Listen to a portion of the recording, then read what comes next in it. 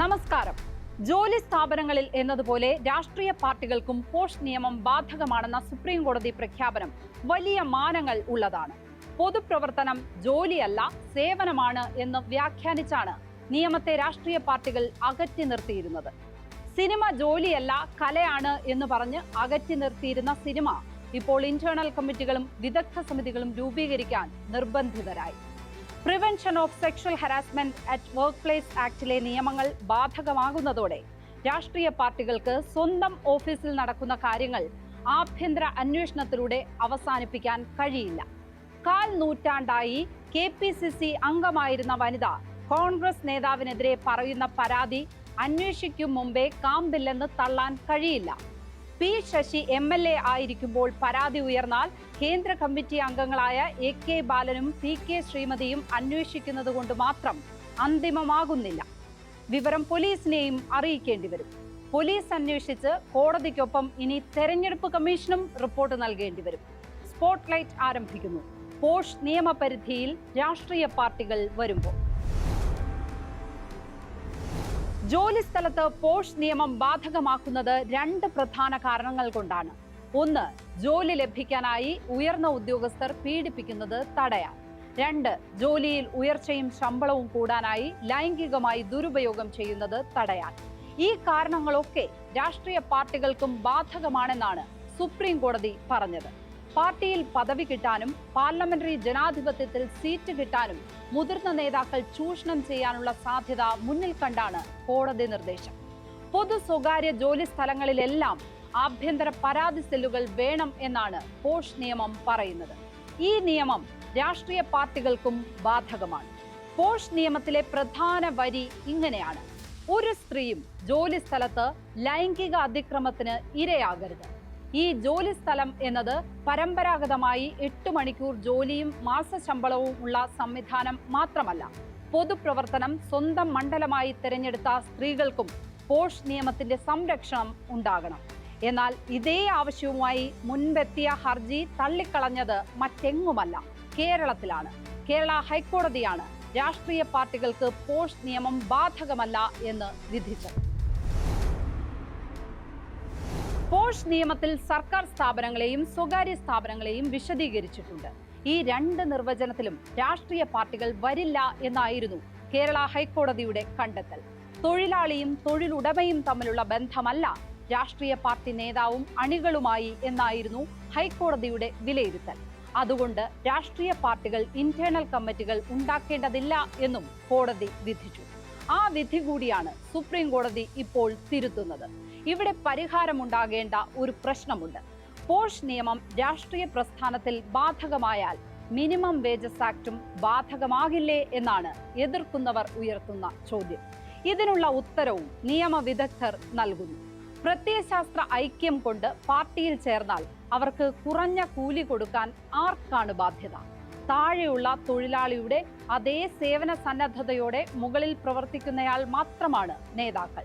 താഴെത്തട്ടിൽ ഉള്ളവർക്ക് ശമ്പളം ഉറപ്പാക്കാനായി വ്യവസായം നടത്തുകയോ കൃഷി നടത്തുകയോ ചെയ്യുന്നവരല്ല രാഷ്ട്രീയ പ്രസ്ഥാനങ്ങൾ.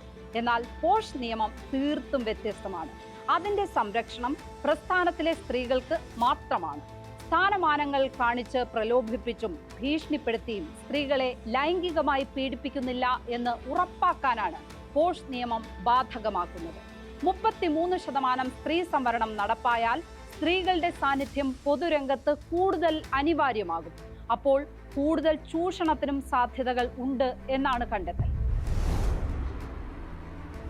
പോഷ് ആക്ട് രാഷ്ട്രീയ പാർട്ടികളിൽ പ്രാവർത്തികമാക്കാൻ തെരഞ്ഞെടുപ്പ് കമ്മീഷനെ സമീപിക്കാനാണ് സുപ്രീം കോടതി ആവശ്യപ്പെട്ടിരിക്കുന്നത്.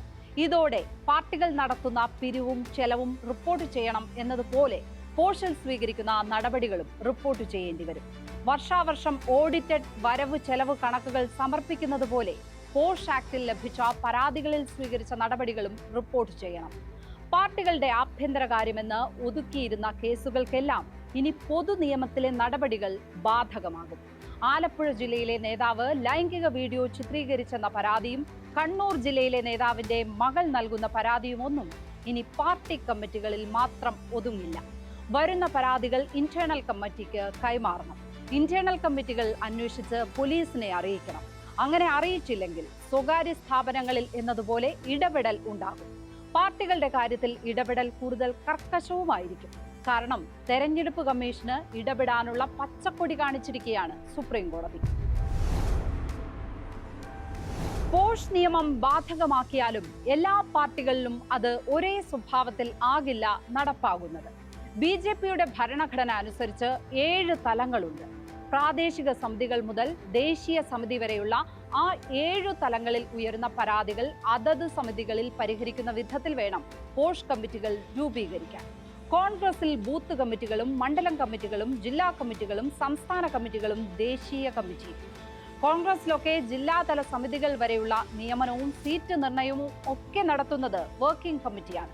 ഹൈക്കമാൻഡ് എന്ന് പറയുമെങ്കിലും പാർട്ടി ഭരണഘടനയിൽ അങ്ങനെ ഒരു കമാൻഡ് നിലവിലില്ല. DCC തലത്തിൽ വരെ ഉയർന്ന പരാതികൾക്ക് പ്രവർത്തക സമിതി മറുപടി പറയേണ്ട സ്ഥിതി വരും. ബൂത്ത് തല നിയമനങ്ങളിൽ വരെ ഇടപെടുന്ന PCC അധ്യക്ഷൻ സംസ്ഥാന തലം മുതൽ ബൂത്ത് തലം വരെയുള്ള പോഷ് കേസുകളിൽ ഉത്തരവാദിത്തമുള്ള ആളായും മാറും. CPIMലാണെങ്കിൽ ബ്രാഞ്ചും ലോക്കൽ കമ്മിറ്റിയും ഏരിയ കമ്മിറ്റിയും ജില്ലാ കമ്മിറ്റിയും സംസ്ഥാന കമ്മിറ്റിയും കേന്ദ്ര കമ്മിറ്റിയും. അവിടെ ആർക്കെതിരെയാണോ പരാതി ഉയരുന്നത് ആ പ്രതിയുടെ കമ്മിറ്റിയാണ് വിഷയം പരിഗണിക്കുന്നത്. താഴെത്തട്ടിലുള്ള സമിതികൾക്ക് ഉയർന്ന നേതാവിനെ ചോദ്യം ചെയ്യാനുള്ള പരിമിതിയാണ് പ്രശ്നം. എന്നാൽ ലോക്കൽ കമ്മിറ്റി അംഗമായ വനിതാ നേതാവ് സംസ്ഥാന നേതാവിനെതിരെ പരാതി നൽകിയാലും പോഷ് നിയമം അനുസരിച്ച് അന്വേഷിക്കേണ്ടത് ലോക്കൽ കമ്മിറ്റിയിലെ ഇന്റേണൽ സമിതിയാണ്. കാരണം നിയമത്തിൽ പരിഗണന ഇരയ്ക്കാണ്, പ്രതിയുടെ പദവിക്കല്ല. പാർട്ടി ഭരണഘടനകളെ വരെ തെറ്റിക്കുന്നതാണ് പോഷ് നിയമം. പക്ഷേ അത് നടപ്പാക്കാൻ തയ്യാർ എന്ന് നെഞ്ചിൽ കൈവച്ച് പറഞ്ഞ് മുന്നോട്ട് വരുന്ന പാർട്ടികളെ കാണാൻ കാത്തിരിക്കുകയാണ് ഈ രാജ്യം. അതിന് പറ്റിയ എത്ര പാർട്ടികൾ ഉണ്ടെന്നാണ് അറിയേണ്ടത്. സ്പോട്ട്ലൈറ്റ് ഇനി മറ്റൊരു വിഷയവുമായി നാളെ. നമസ്കാരം.